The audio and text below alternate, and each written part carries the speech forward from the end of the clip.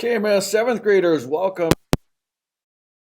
And this is coming to you recorded. Hopefully you're watching this on Wednesday. And what I'm going to do is outline what you're going to be doing for each day of the week for me. And hopefully you guys get into a good routine with it for each of your classes. So this is how we're going to run computers, right? I'm going to cut right to the chase. Monday, Wednesday, Friday from here on out for as long as this goes on. Of course, yesterday was Monday. I'm recording this on a Tuesday, so you didn't get a version of this on Monday of this current week. But from this point on, Monday, Wednesday, Friday, video lesson just like this, right? Recording of me just like you're sitting in my classroom, available on demand. You can watch it when you want, but it should be done on that day. So if I post a lesson on a Wednesday, you got to watch it, do the work, turn it in, boom. All right, Friday, another one coming. Watch it, do the lesson, turn it in, boom. That's every Monday, Wednesday, Friday. Video lesson, just like you're sitting here. Do the assignment. I'll try to walk you through it and then turn it in. And that is how we kind of work Monday, Wednesday, Friday. In addition to Monday, Wednesday, Friday, to the video that you get, you will get a question of the day, right? It looks like this, right? I'm going to blur out today's question of the day. The question of the day, you might ask, what does that do?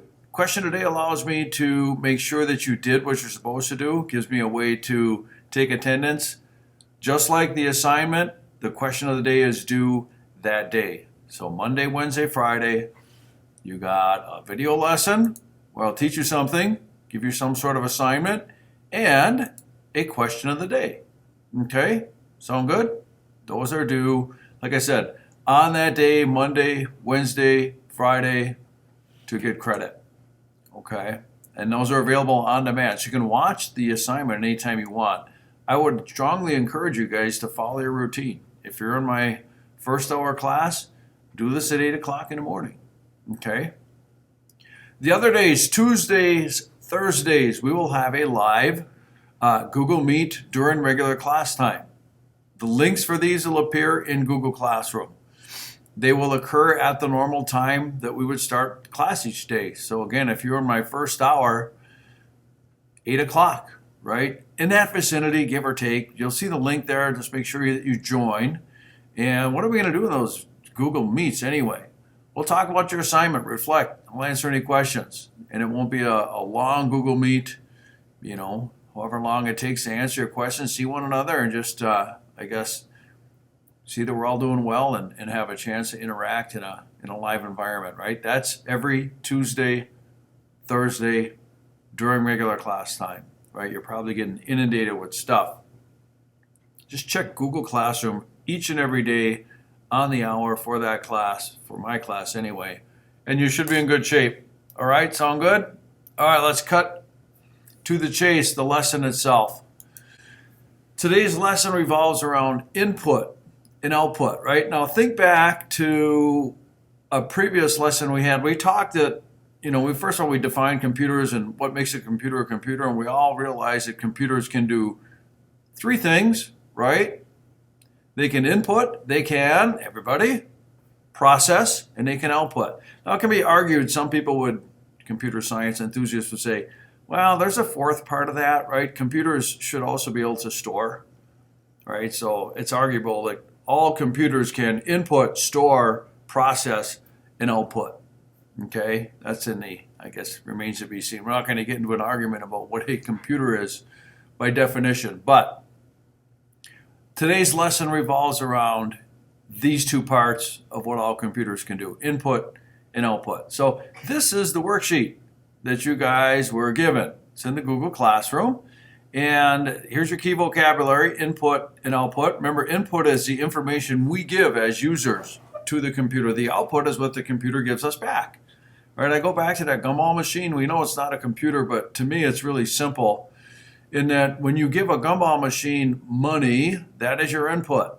The output is the gumball, right? Even though it's not a computer, that's how you can think of these things. Input, output, right? When you spin the little deal on the gumball machine, that's like it's processing. So, all right. So the first thing you do, it says try out this Pet Chooser app a few times to see how it works. So here's some technical tips for you. when you're doing this assignment, if you click this link with a left click, this will take you right out to the little pet chooser app. So when I click that, ready? Boom. I'm in the code.org environment. And so this is how the app works. We want to click on Run. I remember my first programming class at Northern Michigan, the professor used to say, oh, we're going to ruin our programs. You know, it's kind of a fun little slip. All right, so it says click here to start. The ultimate pet chooser. I click on it. You guys can choose whatever you want, but you're going to go through it a couple times, paying attention to both the questions and then the ways in which you communicate with the app. Am I allergic to pet fur? No. Do you like going outside? Yes. Would you rather be with the crowd or different? I want to be with the crowd. Get a dog. Okay, so they want you to run it numerous times, and as you do, pay attention to the ways in which you interact with the application, specifically the question. So I'm going to click Run again, and click here to start. Maybe go a different route. Are you allergic to pet fur? Yes. Should your pet be cute or creepy? Cute. Should a pet be noisy? No. Better get a fish. Okay, reset. Run it again. Okay, kind of get the drill. Anyhow, when you're finished running the pet app a number of times, then you go back and answer these questions, right? List 3 different questions that acted as the input, right? Go back to that pet app. What did they ask you specifically? Which 3 questions? You can record those right in this handy dandy table. Name 3 different pets that served as the output. You saw a couple of mine. You'll have different ones for when you run the app.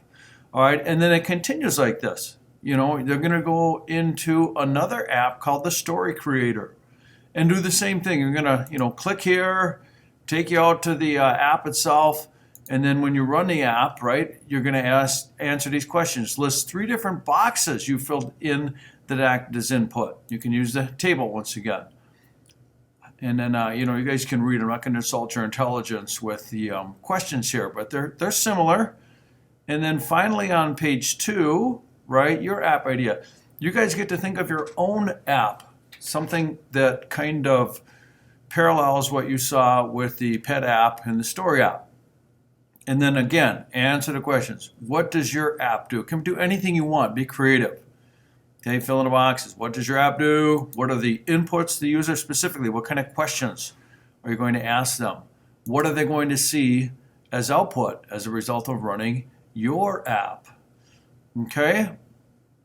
Down below it says other inputs. So far, all the input we have seen comes directly from the user. What are some other ways an app might get the information it needs? Think hard. Be creative. You should come up with. All right. So, once again, review. Monday, Wednesday, Friday. Video lesson. Monday, Wednesday, Friday. Question of the day. Okay, answer it. Say you're good. When do you do these? On demand, as long as they're done on that day. Monday, Wednesday, or Friday. Stick to your discipline and do things when you're supposed to, and then you can knock them out. Feel good about it. What happens on Tuesdays, Thursdays? During regular class time, at the top of the hour for each of those hours. Check in Google Classroom. I'll have a Google Meet. We can talk about the assignment from the previous day and anything else that might be a concern to you. And that'll be brief, 5 to 10 minutes, no more. And then you'll be off the hook with me for the rest of the hour for that particular day. Got it? All right. Hope I was clear. Hope you understand.